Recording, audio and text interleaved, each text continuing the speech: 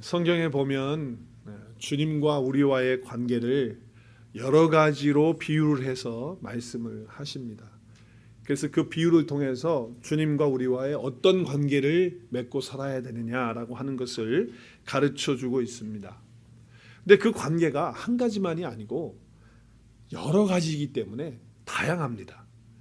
우리가 아는 것만 해도 상당히 많죠. 오늘 그걸 다 설명할 수 없을 것입니다. 그러나 내가 어떤 것들을 강조하고 또 주님과 나와의 관계 속에서 어떤 것들을 더 중요하게 여기면서 살아가느냐에 따라서 우리의 신앙의 방향과 또 신앙의 초점과 또 신앙의 어떤 그런 강조점이, 그런 포인트가 조금씩 다를 수가 있다고 하는 거예요. 자, 예를 들어 보면 주님과 우리와의 관계 속에 많은 관계들이 있지만 첫 번째 관계는 목자와 양과의 관계입니다. 목자와 양과의 관계. 우리 주님은 목자가 되시고 우리는 양이 된다라고 하는 거예요. 그래서 목자 되신 그분께서 양떼를 먹이시고 돌보시고 모으시고 또 젖도 먹여주시고 먹을 것도 주시고 갈 길도 인도하시고 그렇게 하신다는 거예요. 그래서 주님이 요한복음에서 제자들에게 이런 말씀을 하세요. 나는 선한 목자라, 이렇게 말씀하세요. 본인이 선한 목자라는 거예요. 그래서 주님 안에 있는 그 양무리들은 다 선하게 되고 또 아름다운 인도를 받게 되어지는 그런 삶을 산다는 거예요. 그래서 주님은 선한 목자이기 때문에 그 양들을 위해서 목숨까지도 내어놓고 목숨까지도 주는 그런 목자가 바로 주님이시다라고 얘기를 하는 거예요. 그래서 주님과 우리와의 관계는 양과 목자, 목자와 양과의 그런 관계가 있다라고 하는 것이죠. 그래서 요한계시록에 보면 목자가 되신 주님께서 생명수의 샘으로 우리를 인도하신다고 그렇게 말씀하세요. 그래서 우리의 인생의 모든 목마름이 해결되어지고 또 우리의 눈에서 눈물을 닦아주시고 그리고 우리를 안아주신다고 그렇게 말씀하세요. 목자이시기 때문에 양을 안듯이 그렇게 안아주시는 관계. 그래서 다윗은 이렇게 고백하지요. 시편 23편 1절에서 뭐라고 고백합니까? 여호와는 나의 목자시니 내가 부족함이 없으리로다. 여호와가 나의 목자시고 하나님이 나의 목자시니까 부족함이 많으리로다. 그게 아니고 주님이 나의 목자가 되시는 사람은 부족함이 없다는 거예요. 만족함이 있다는 거죠. 그래서 주님이 나의 목자가 되시고 나는 그의 양이 된 그런 관계를 말씀하고 있습니다. 또 우리가 주님과의 그런 관계 속에서 목자와 양뿐만 아니라 목자는 사랑받고 또 목자는 돌보는 그런 입장이고 양은 어떻게 합니까? 그의 음성을 듣고 따라가면 되는 거예요. 그렇죠? 그러면 그 양을 돌봄 받는 그런 목자와 양의 관계가 그런 축복에 되는 관계가 된다. 또 우리 주님과 우리와의 관계 속에서 어떤 관계가 있냐면 왕과 백성의 관계가 있습니다. 왕과 백성의 관계. 그래서 우리 주님은, 우리 하나님은 왕이시고 우리는 그의 기르시는 백성이다. 그래서 너희는 내 백성이 되고 나는 너희의 하나님이 된다라고 이렇게 말씀을 하고 있어요. 그래서 시편에는 많은 찬양 가운데 이런 찬양을 합니다. 왕이신 나의 하나님, 내가 주를 찬양합니다. 주님이 어떻게 되셨다고요? 내 인생의 왕이 되셨고 나는 그의 백성이 되었다라고 하는 것이죠. 자, 그래서 문드라 찬양도 있어요. 문드라 머리를 들어라, 영광의 왕이 들어가신다. 누구의 왕에? 영광의 왕이신 하나님이 들어오신다 말이죠. 고개를 들으라고, 머리를 들으라고 그렇게 말씀을 하고 있어요. 그래서 그 영광의 왕과 또 우리는 그의 백성이 되는 거죠. 자, 왕이 백성을 다스리고 통치하는 그런 관계지요. 그래서 예수님이 나의 왕이 되시고 하나님 나의 왕이 되시면 그분이 우리를 다스리시고 통치하시는 그런 삶이 이루어지는 관계라는 거예요. 자, 그러니까 우리가 죽어서 하나님의 나라에 영원히 살기 위해서 주님이 예비하신 곳에 우리가 가게 되겠지만 이 땅에 살면서도 하나님이 정말 나의 삶의 왕이 되고 주님이 나의 왕이 됐다면 그분이 다스리는 것이 다 하나님의 나라가 되는 것이기 때문에 내 마음이 하나님의 나라가 되고, 누가 다스리면? 왕이신 하나님이, 주님이 다스리시면 내가 어디에 있든지 나의 삶이 삶이 하나님 나라가 되는 것이고, 그리고 어떻게 됩니까? 내 가정도 하나님의 나라가 임하는 거예요. 내 마음에도 하나님의 나라가 있는 거예요. 어떻게 될 때? 하나님과 나와 주님과 내가 어떤 관계가 이루어질 때? 왕과 백성의 관계가 되어질 때 그렇게 되어지는 축복이 있다라고 하는 것을 말씀하고 있지요. 또 주님과 우리와의 관계는 스승과 제자의 관계를 빼놓을 수 없습니다. 주님은 자기를 가리켜서 내가 너희의 주가 됐고 그리고 내가 너희의 선생이 되었다고 이렇게 말씀해요. 또 제자들도 랍비어 이렇게 이야기할 때 주님께서 틀렸다고 말하지 않았어요. 너희들이 나를 주라고 말하고 랍비, 선생이라고 말하는 것이 옳도다 이렇게 말씀을 하셨어요. 그래서 주님 앞에 나오는 사람들은 주님에게서 배우는 거죠. 제자는 스승에게서 배우는 겁니다. 머리로만 지식으로만 배우는 그런 공부가 아니고 그것도 물론 필요하지만 삶으로. 그래서 주님은 어떻게 하셨습니까? 제자들을 데리고 다니시면서 발도 씻으시고 또 보여주시고 기도도 하는 거, 사실 주님 기도하실 필요 없는 분이지만 기도의 본도 보이시고 불쌍히 여기는 본도 보이시고 다 가르치시면서 그 가르치신 것을 삶으로 본으로 제자들에게 보여주시는 가르침을 하셨어요. 그래서 주님과 우리의 관계 가운데 선생과 스승과 제자의 관계는 뗄 수 없는 그런 관계예요. 어떤 분은 저희 교회에 오셔가지고 그러시더라고요. 나는 학창 시절에 공부하는 거 되게 싫어가지고 공부 안 하려고 이래 빼고 저래 빼고 그랬는데 이 온누리교회 와가지고선 너무 공부 많이 하라고 그래가지고 내가 머리가 쥐가 난다고 그러면서 내가 온누리교회 와서 공부 이렇게 하는 거 학창 시절 때 했으면 내가 맨날 1등 했을 거라고 그렇게 얘기하시는 분이 있었어요. 네, 열심히 배워야 됩니다. 물론 지식적으로도 배워야 하지만 삶으로 주님의 그 선생 되시는, 세상의 선생들은 지식만 전달하지만 우리 주님은 지식뿐만 아니라 말씀뿐만 아니라 삶을 가르치셨다라고 하는 거예요. 그래서 여러분 교회에서는 열심히 배우셔야 돼요. 주님 말씀도 배우고 주님의 뜻도 배우고 또 주님의 사랑도 배우고 주님의 용서하시는 것도 배우고, 그래서 우리가 그것을 다 깨달아서 그것을 우리가 주님이 어떻게 전도하셨는지도 배우고 어떻게 기도하셨는지도 배우고, 계속해서 교회에 와서 주님이 나와의 관계 속에서 스승과 제자의 관계라면 열심히 배워야 된다라고 하는 거예요. 주님을 본받고 하는 그런 관계가 되어야 된다. 또 다른 관계가 있다면 주님과의 우리의 관계 속에서 우리 하나님은 나의 아버지 되시고 우리는 주님의 자녀가 된 거예요. 딸이 되고 아들이 된 거예요. 이 관계는 어마어마한 관계예요. 우리 주님께서 말씀하셨어요. 성령이 우리 가운데 임하시면, 또 진리의 영이 오시면, 또 그리스도의 영이 우리 가운데 함께 하시면, 그럼 어떻게 하신다고요? 우리가 하나님을 아바, 아버지라고 부른다는 거예요. 아바라고 하는 것은 아빠 하는 거예요. 아빠, 아버지라고 그렇게 부를 수 있는 축복을 받았다는 거예요. 그래서 영원한 소망과 위로와 그런 은혜가 하나님 아버지 부르는 그 순간에 우리 가운데 임하게 되는 거예요.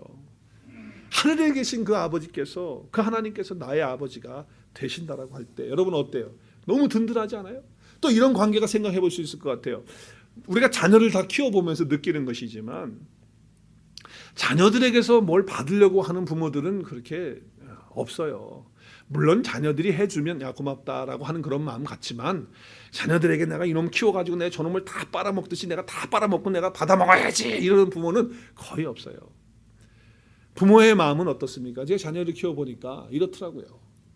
자녀가 건강하고 자녀가 행복하고 자녀가 잘 살면 그것으로 부모가 기쁘고 좋더라고. 우리 하나님도 똑같아요. 우리 하나님께서 우리를 자녀 삼으셨잖아요.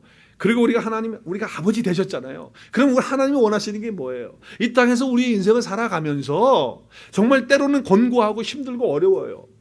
그런데 그 가운데서도 정말 행복하게 살고 주님 의지하고 하나님 아버지 하면서 부르면서 그 마음속에 잘 사는 그런 모습을 볼 때 우리 하나님께서 기뻐하시고 좋아하실 줄로 믿습니다. 그게 아버지 하나님의 마음이에요. 그러니까 하나님이 나의 아버지 된 사람은 그거를 아는 거예요. 그리고 우리가 하나님의 아버지 됐을 때 자녀된 입장으로 든든하잖아요. 그리고 얼마나 울타리가 되어주고 보호자가 되어주시고, 아버지는 보호자 아닙니까? 얼마나 감사해요. 그런 관계가 이루어지는 거예요. 또 성경에 보면 주님은 신랑이시고 우리는 신부라고 또 그런 관계를 얘기해요. 그래서 주님은 우리의 신랑 되시는 거예요. 그리고 남자들도 주님 앞에서는 다 신부가 되는 거예요. 영적 신부가 되는 거예요. 그럼 신부가 갖춰야 될 게 뭡니까? 개차반처럼 살다가 신랑 만나면 되겠습니까?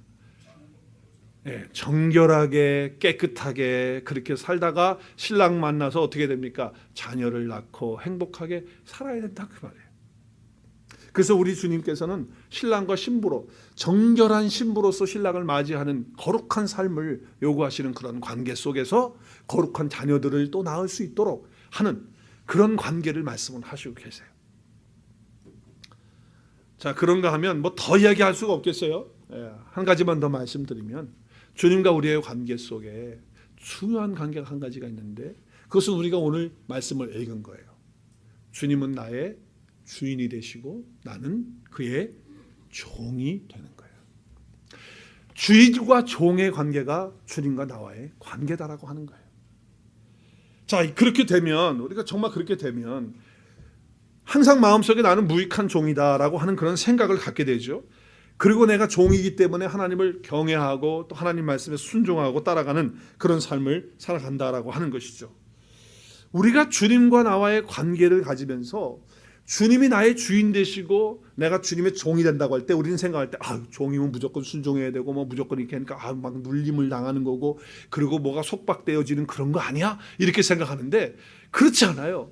내가 주님의 종으로서 주님과의 그런 주인과 종의 관계가 확실해지고 깊어지면 깊어질수록 우리 속에 기쁨과 그 평안과 그런 행복과 그런 어떤 축복이 우리 가운데 넘치는 줄로 믿으시기를 바랍니다. 진짜 그래요. 주님이 나의 주인 되시고 내가 그의 종이 되면 말로 할 수 없는 기쁨이 우리 속에 와요. 보통 우리는 주의 종 그러면 누구만 얘기하냐면 목사님만 얘기해요. 그래서 어떤 분은 이름이 의종이야, 의종이. 근데 라스트 네임이 주씨야. 그래서 주의 종이 됐어, 이름이 주의 종이. 그런 애도 있더라고요, 주의 종. 어찌됐든지 간에 목사만 주의 종이다라고 이렇게 얘기들을 많이 해요. 그럴 때 주의 종 그런데 우리 한국 사람들은 주의 종 그러면 지금 건방지잖아요. 그러니까 좀 높인다고 주의 종님을 붙여요. 종님. 그래서 우리 주의 종님 그래서 저 어릴 때 주의 종님 하는 걸 많이 들었어요. 근데 우리 한국 문법상 종에다가 님자를 붙이는 거는 안 맞는 문법이에요. 거기다 붙일 수 없는 단어예요. 그러면 종에다가 종님 대신에 뭘 붙여야 문법으로 맞습니까?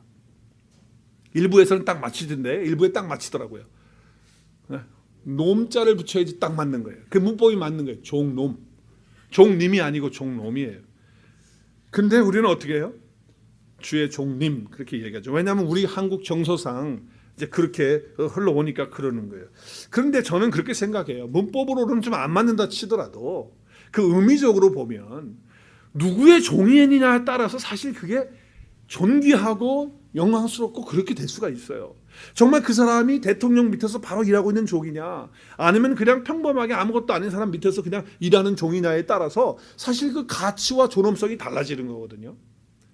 그렇기 때문에 어떤 명칭보다는 내가 주님의 종이라고 했을 때 나는 주님의 종이라고 했을 때 그게 사실 얼마나 존귀하고 영광스러운 그런 종인지 모르는 거예요. 근데 사실은 그것보다도 뭐 놈자를 붙인다 님자를 붙인다 뭐 영어롭다 뭐 그런 것보다도 정말 중요한 의미는 제가 볼 때는 종이라고 부를 때 목사에게만 종이라고 부르는 것 이것이 아니라 목사님에게만 아니라 목사님들에게만 주의 종이 아니라 모두가 다 주의 종이다. 어떤 사람이 예수 그리스도를 나의 구주로 나의 주님이시요 나의 하나님이요 나의 구원자로 나의 주님으로 예수님을 모신다는 거예요. 주님 됐다는 건 뭡니까? 주님이 나의 주인 됐다는 거예요. 그럼 난 뭐가 된 겁니까? 난 뭐가 된 거예요? 종이 된 거예요. 그러니까 목사만 주의 종이 아니고 예수 그리스도를 주님이라고 고백하고 믿는 모든 사람은 주의 종인 줄로 이 시간에 확실하게 못 박으실 수 있기를 바랍니다. 여러분 모두가 다 여러분 속에 예수 그리스도는 나의 주님이시다. 주님이라는 게 주인이라는 뜻이 아니에요. 내 인생의 주인이 주님이다. 예수님이다 라고 고백하고 믿는 사람은 다 주의 종이 된 거예요. 왜 여기 있는 사람만 주의 종입니까? 여러분 모두가 다 주의 종이지. 종이라고 하는 그 개념은 헬라어에서 우리 수아리 밑에 동네 이름이 무슨 동네입니까? 둘루스입니다. 근데 종이 헬라어로 뭐냐면 둘로스입니다. 둘루스라고 하지 마시고 둘로스 따라하겠습니다. 둘로스. 예, 그게 종입니다. 그 종이라고 하는 그 둘로스라고 하는 뜻이 뭐냐면 묶임 받았다, 노예다라는 거예요. 묶여 있다는 거죠. 그런 의미가 담겨져 있어요. 근데 그 의미 속에는 이런 것들이 포함되어 있습니다. 종은 아무 소유권이 없다는 거예요. 생명도 주인 것이라는 거예요. 그러니까 물질도 내가 쓰고 있지만, 내가 돈 벌어서 내가 가지고 있고 내 은행에다 놓고 있고 다 그렇지만 그것도 다 누구 거다? 주인 거다 그 말이에요. 주인 거. 생명도 언제든지 주님이 야 그만 와 그러면 다 가야 되는 게 우리 생명이라는 거예요. 그러니까 내 생명도 내 게 아니고 다 주님의 것이라고 하는 거예요. 그게 종의 태도고 종의 자세이고 그 둘로스라고 하는 뜻 속에 포함이 되어져 있는 거예요. 그러니까 이런 마음을 가지고 살아야 되는 거예요. 함께 따라하겠습니다. 모두가 주인 것이지 나의 것은 하나도 없습니다. 그거예요. 그게 둘로스예요. 그러니까 우리가 주님 앞에 11조를 드린다. 무슨 주님이 거지라서 달라고 합니까? 다 주님의 것인데 뭘 11조를 내라고 그래? 그 내라고 하는 거는 11조 내서 복 받게 하려고? 물론 말락에서 뭐 붙지 않나, 그 복을 붙지 않나 시험해 보라고 말씀을 하시고 있지만 사실 그것도 주님이 무슨 뭐 11조를 잘 내면 복 주시고 그런 의미가 아니고 내가 너의 모든 삶을 책임지시겠다고 하는 거예요. 어떤 고백에서 11조를 드림으로 이 모든 것이 다 내가 가지고 있는 것이지만 이게 실제로는 내 것이 아니고 하나님의 것임을 고백하는 것이 11조예요. 그거를 드리는 사람은 내 생명도 주님의 것입니다라고 하는 표시를 드리는 거고, 내 집도 내 이름으로 돼 있지만 내 게 아니고 주님의 것이고 주인 겁니다라고 하는 고백이 거기에 담겨져 있는 거예요. 그래서 모든 소유는 다 주인 것이다라고 하는 것이 둘로스라고 하는 그런 뜻이에요. 그리고 종은 둘로스라고 하는 그 뜻은 절대 순종입니다. 절대 순종이에요. 거기에 뭐 토를 다는 게 없는 거예요. 묻거나 따지는 거 없는 거예요. 뭐 하라고 그랬는데 아유 피곤해요, 바빠요, 지금 뭐가 안 되는데, 그렇게 안 되는데 제가 하기 싫은데요, 뭐 이런 게 안 되는 거예요. 그런 의미가 담겨져 있는 거예요. 그냥 주인이 이거 하라고 하면 예 가서 땅 팔아 그러는데 땅을 왜 팔아 그러는 거예요? 왜 땅을 팝니까 이 더운 날? 이런 거 없어요. 토 다른 거 없어요. 네 그러는 가운데 믿음이 자라는 거예요. 그런 관계 속에 있는 거죠. 또 종은 불평이 없는 거예요. 어떠한 상황 속에도 불평이 없어요. 원망 없어요. 뭐 힘들다는 말 없어요. 그래서 자기가 하루 종일 바깥에서 일하고 논에서 일하고 바깥에서 일하고 들어와가지고 주인이 야 이것 좀 할래? 그러면 네 하고 또 하는 거예요. 거기서 나 이제까지 바깥에서 일하고 왔어요. 저 좀 쉬어야 돼요. 못해요. 내일 할게요. 이럴 수 없다는 거예요. 거기서 불평할 수 없다는 거예요. 그저 나는 무익한 종입니다. 주인이 원하면 또 다 밥상 차려주고 청소하고 하라는 거 다 하는 것이 그게 바로 종이 해야 되는 것이라는 거예요. 그래서 나는 무익한 종이라고 그렇게 이야기를 하고 있는 것입니다. 종은 언제나 그러한 마음을 가지는 거예요. 그래서 사도 바울은 자기를 가리켜서 소개할 때마다 나는 그리스도의 종이다라고 이렇게 소개를 하죠. 그리고 나의 나 된 것은 다 하나님의 은혜로 됐다는 것이 바로 그런 표현이죠. 근데 그 은혜의 열매는요, 겸손한 마음으로 충성스러운 모습으로 신실한 모습으로 주님 안에서 살아가게 될 때 그런 은혜가 나의 것이 되어지는 거예요. 참 신비해요. 자, 오늘 말씀에서 나오는 종은 어떤 종이냐?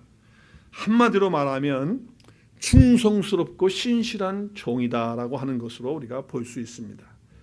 여러분, 성경에서 종이라고 하는 말을 할 때마다 우리 주님께서 종이라고 하는 말을 쓰실 때마다 이렇게 얘기를 하세요. 착하고 충성된 종아.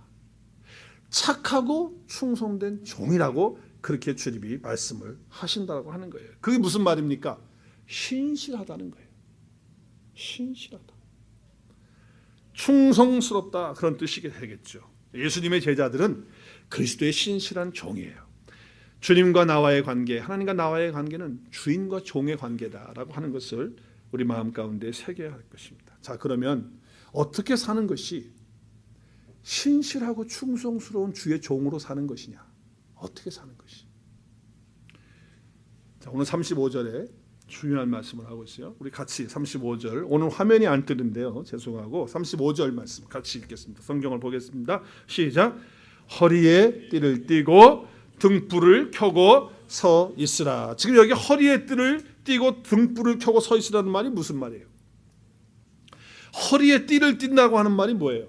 지금 그 당시의 문화를 생각하면요, 그 남자나 여자들이 옷을 입을 때 이렇게 그냥 하나로 된 옷이에요. 하나로 된 쭉 옷이에요. 요즘도 보면 그 인도 계통이나 뭐 이렇게 저쪽 동남아 쪽에도 보면 이렇게 옷을 그냥 이렇게 둘러서 이렇게 입는 사람들 있잖아요. 그래서 이렇게 그걸 뭐 로브라고도 하기도 하잖아요. 이렇게 하나로 쭉 입는 옷. 근데 입을 때 우리 옛날에 그 어른분들 가 쓰고 그럴 때 보면 허리에도 이렇게 이게 띠가 있더라고요. 얇은 끈이 딱 있어가지고 매더라고요.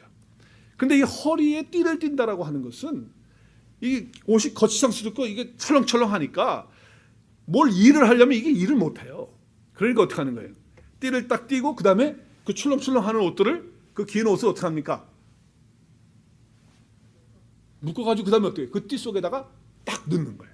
그래서 내가 활동하고 일하기 편리하게끔 그렇게 하라는 거예요. 그러니까 여기 지금 허리에 띠를 띈다라고 하는 것은 뭐냐면 항상 일할 수 있는 자세를 가지라는 거예요. 누가 시킬 때 일하는 거예요. 주님이 하라고 할 때 ready to go 딱 준비를 한다. 그런 얘기예요.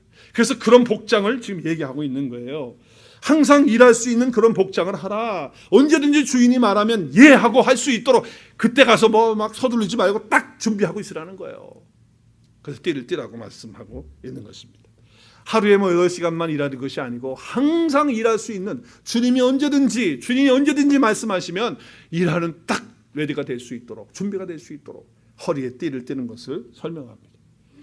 또 등불이 꺼지지 않도록 한다는 말은 뭡니까? 이제 저녁에도 일을 할 수 있잖아요. 그럼 저녁에 일을 하려면 등불이 켜져 있어야 되는데, 그 당시만 해도 이 심지가 이렇게 있으면 심지가 조금 타다 보면 이게 쏙 들어가고 또 이렇게 잘못되면 꺼지고 그래요.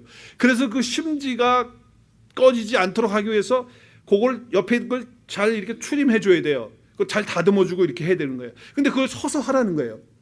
그래서 그 불이 꺼지지 않도록 항상 서가지고서 끊임없이 그 심지를 추스리고 다스리고 이래서 불이 꺼지지 않도록 그렇게 하는 자세를 가져야 된다라고 하는 것을 말씀하고 있는 거예요. 그 불이 꺼지지 않도록 그렇게 하라고 하는 말씀이죠. 자, 이 두 가지의 말씀을 다 합치면, 자, 허리에 띠를 띠라. 그리고 오늘의 말씀 속에 등불을 켜고 서 있으라고 하는 것을, 이걸 딱 이렇게 합치면 결국 뭡니까? 충성스럽고 신실한 종의 모습이 나오는 거예요. 그 자신이 주님으로부터 맡겨진 그런 어떤 삶의 자리가 있고 현장이 있잖아요.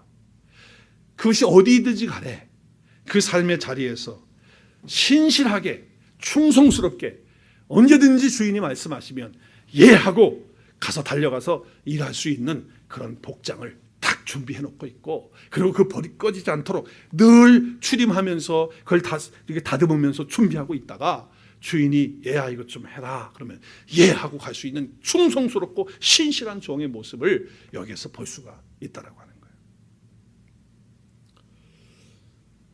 거예요. 설교를 준비하기 위해서 예화를 과거에 많이 책도 보고, 제가 예화로 된 예화집이 한 쫙 1, 2, 3수 해가지고 20몇 권까지 있는 것도 사서 제가 그걸 보기도 하고, 설교에 이제 예화를 쓰려고 이제 그렇게들 많이 했는데, 예화를 읽어도 별로 나한테 감동이 안 되고 은혜가 별로 안 됐어요.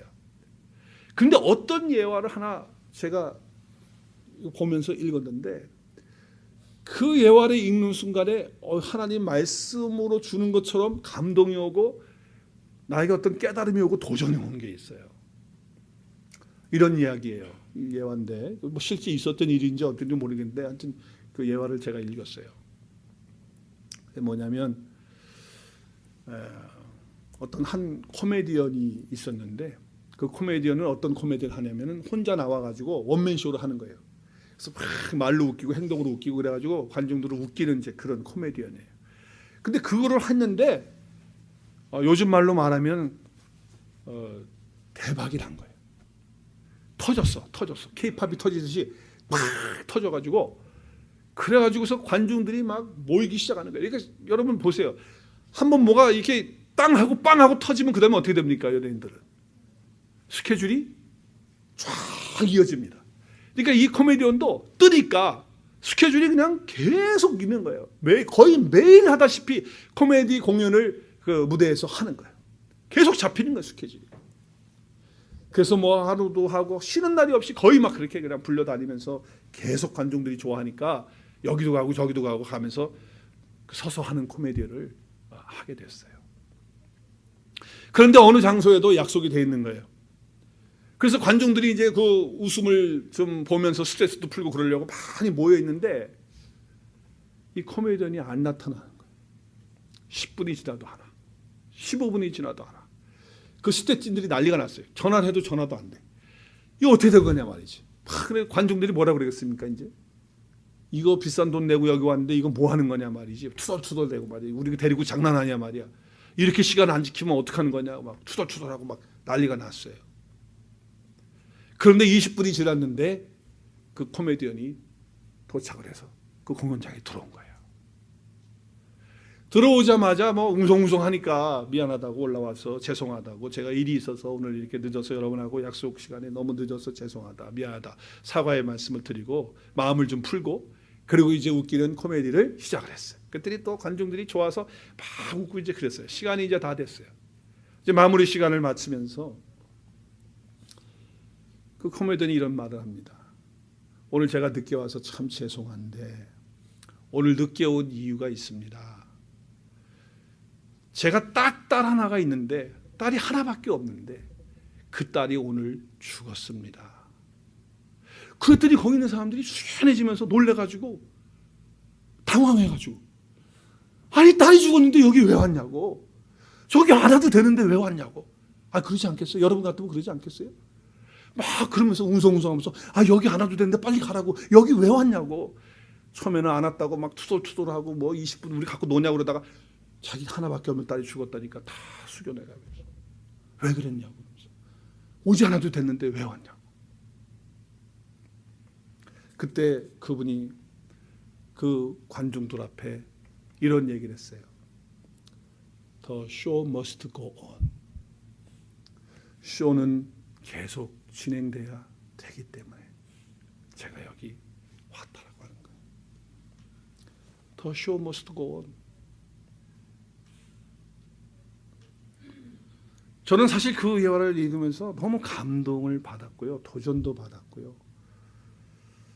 그리고 제 마음속에 늘 있었던 어떤 한 부분이었기 때문에 그랬는지도 모르겠어요. 저는 지금까지 살면서 또 목회하면서 참 완벽하지 못했습니다. 실수도 많이 하고 부족한 것도 많이 나타났고 그러나 개인적으로 또 힘든 일도 있었고 어려운 일도 있었고 그랬어요. 그럼에도 불구하고 주일날이면 주일날, 수요일날이면 수요일날, 새벽 예배면 새벽 예배, 성경 공부는 성경 공부 그 시간에 대해서 저는 철저하게 그 시간에는 반드시 내가 아무리 어렵고 내 마음이 지금 힘들고 무겁고 내 몸도 피곤하고 정말 때로는 어떨 때는 다 내려놓고 싶고 어디 좀 멀리 가고 싶고 혼자 앉아서 좀 그냥 편하게 좀 있고 싶고 심지어는 내 삶의 그 장에서 좀 뛰어내리고 싶은 어떤 그런 마음까지도 마음속에 올라올 때가 있었지만 주님이 나에게 맡겨주신 그 삶의 자리는 지금 내가 이걸 해야 된다. The show must go on. 그 쇼는 계속 진행돼야 된다라고 하는 그래서 내가 그 자리에 가서 그것을 내가 아무리 힘들고 어려워도 나에게 하나님께 맡겨주신 그 자리에 내가 있어야 되지 않느냐라고 하는 그런 마음과 생각을 늘 갖고 있었어요. 그런데 오늘 말씀을 보니까 그것이 바로 신실한 종이고 그것이 바로 충성스러운 주의 종이다라고 하는 것이죠. 상황이 어떠하든지 정말 그 복장이 허리에 띠를 딱 띠고 언제든지 레드 듣고 할 수 있는 신실한 그런 종이 되어야 되지 않겠는가. 어떤 마음에서든지 정말 어떨 때는 등불 다 꺼버리고 싶고 그냥 다 던져버리고 싶은 그런 상황이 올 때 할지라도 그 등불이 꺼지지 않도록 그 순간에도 그 등불을 출입하면서 다듬으면서 서 있는 그 자세.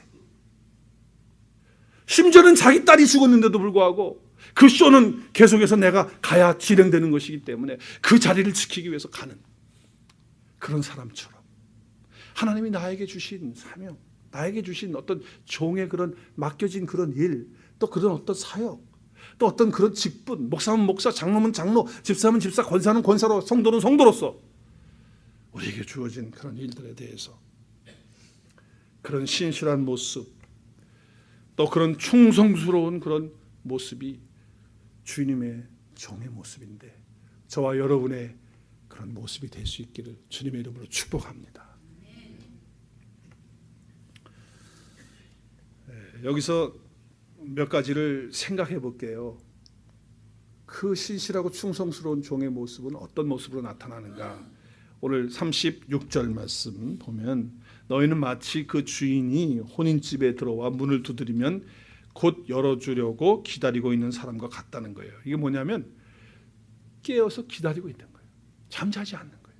물론 육신적인 잠을 자지 말라는 그런 말씀이 아니에요. 그래서 우리가 첫 번째로 정말 신실하고 충성스러운 종은 깨어 있는 거예요. 깨어 있어야 된다는 거예요. 신실한 종은 종말론적으로 주님이 다시 오시는 그때를 기다리고, 오늘 그 말씀은, 오늘의 문맥의 상의 말씀은 그거예요. 정말 주님이 마지막 때에 반드시 온다는 거예요.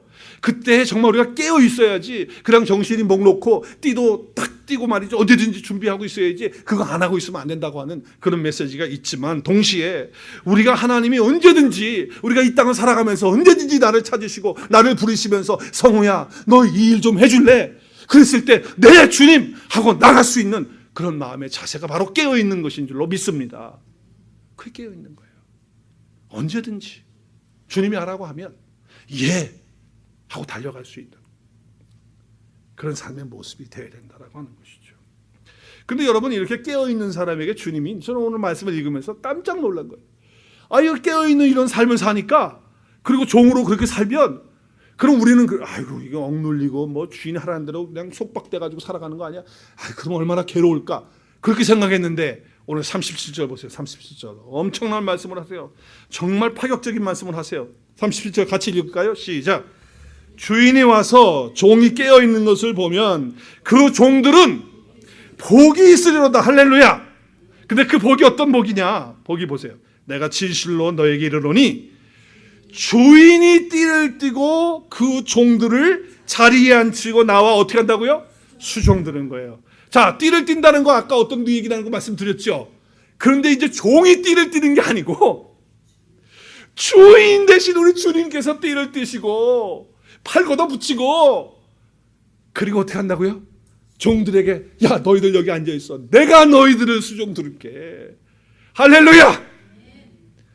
여러분, 내가 주님의 종으로서의 관계를 가지면 우리 주님은 정말 어떻게 할 수 없는 것 같아요. 막 그냥 벅차서 기뻐서 감당이 안 되시는 것 같아요. 그래서 자기가 띠를 띠고 다 그냥 옷 다 둘러매고 말이죠, 다 걷어붙이고 가가지고 너희들 여기 앉아있어 내가 할게.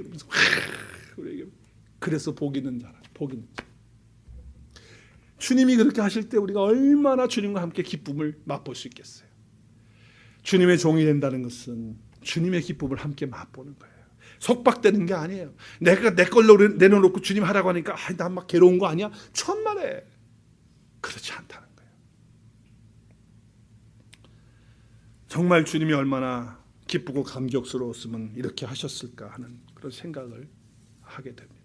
자, 두 번째는요, 신실하고 충성스러운 종은 42절에서 44절 말씀인데요, 한번 따라하겠습니다. 때를 따라 양식을 나누어 주는 종의 모습입니다.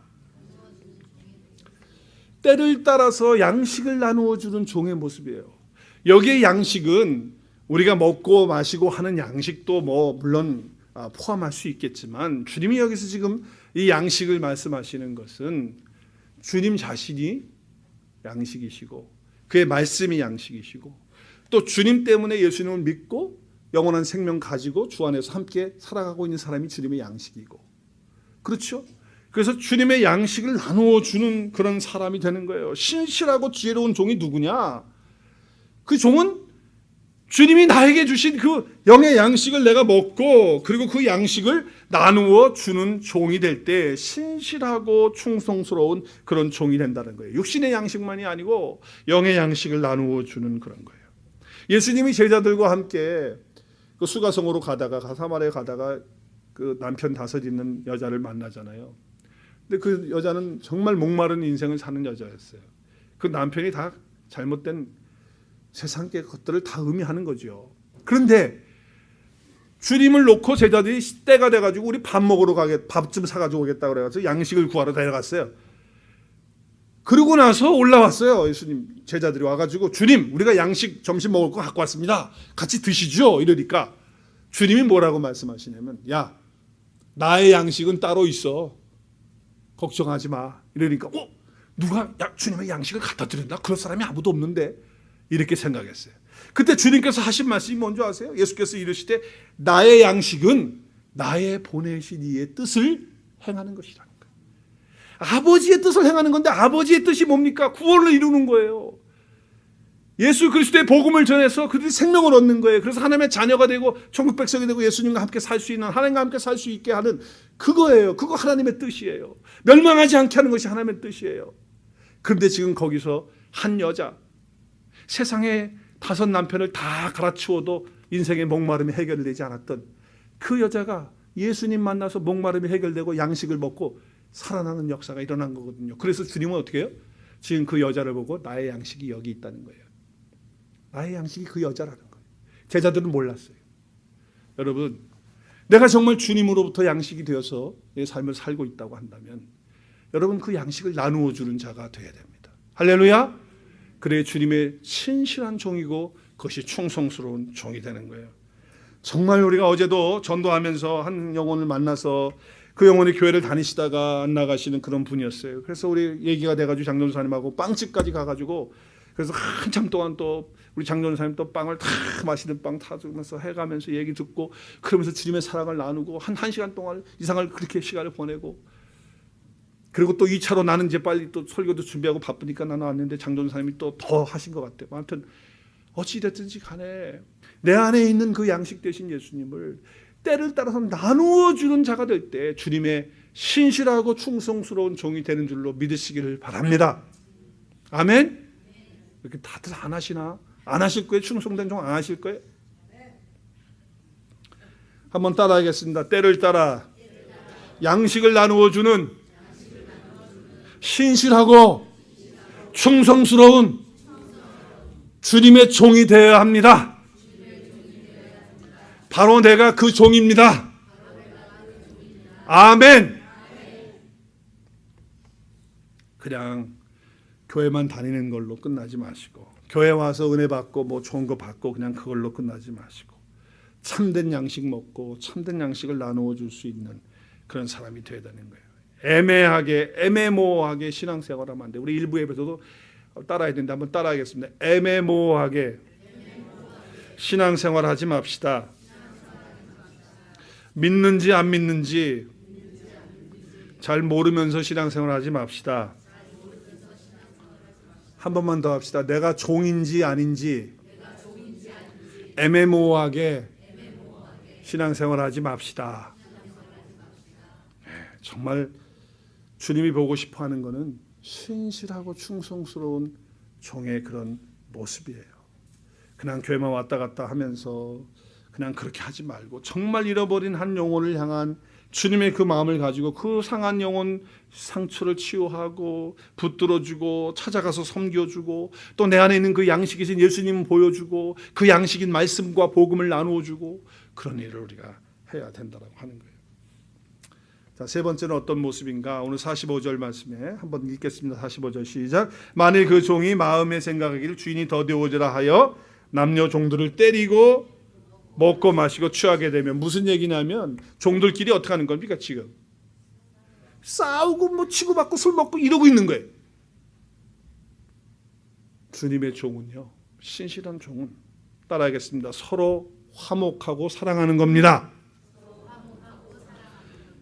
종의 모습 가운데 서로 사랑하고 서로 화목하는 그런 모습이 바로 신실하고 충성스러운 종의 모습이라는 거예요. 교회에서도 어떤 분들 일 시켜보면 일을 하면은 말이죠. 일을 하면 자기들하고 함께 협력을 잘 해가지고 예쁘게 정말 옆에서 볼 때도 질투가 날 정도로 사랑스럽게 화목하게 일을 잘하는 그런 분들이 있는가 하면 간혹 가다가 보면 일을 시켜보면 어떡합니까? 같이 일하는 사람하고 싸우고 갈등하고 시기하고 시시거리면서 내가 저하고 같이 일하려면 내가 교회 안 나와 막 이러면서 이러는 건 신실하고 충성스러운 주의 종이 아니라는 거예요. 아니라는 거예요.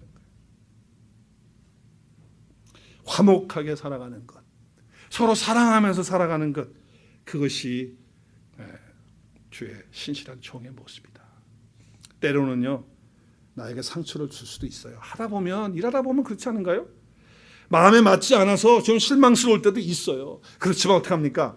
포기하지 않고 나를 아프게 한다 할지라도 용서하면서 사랑하면서 나에게 맡겨주신 사람이고 나하고 함께 하라고 한 사람이고 함께 일하라고 했으니까 화목하게 하는 것이 신실한 주의 종인 줄로 믿습니다. 우리 교회는 뭐 그런 분들 없으니까 할렐루야. 얼마나 감사한지 모르겠어요. 저는 말씀을 정리하면서 이런 생각 해봤어요. 나의 주인이 예수님인데 나의 주인이 나를 보실 때 어떻게 보실까? 그것도 중요하지만 내가 종인데 주인을 기쁘시게 해야 될 텐데 주인 대신 주님을 내가 어떻게 할 때 기쁘게 하실 수 있을까? 그걸 생각해봤어요. 근데 내가 젊을 때는 죄송합니다. 이게 어르신분들 앞에서 어르신도 저보다 연배가 많으신 분도 계신데 이 30, 40대는 그 부분 내가 30대 부분에 어떻게 해야지 이렇게 요 부분들만 보면서 내가 내 삶을 보고 생각했어요. 근데 이제 50이 넘어가고 이제 60 쪽으로 가까이 막 가려고 하니까 인생을 부분적으로 보지 않고 자꾸 이렇게 크게 내 인생을 전체를 보게 되는 거예요. 그래서 시작부터 끝. 그래서 가끔씩 저는 제가 장례식을 당하는 그걸 생각을 해요.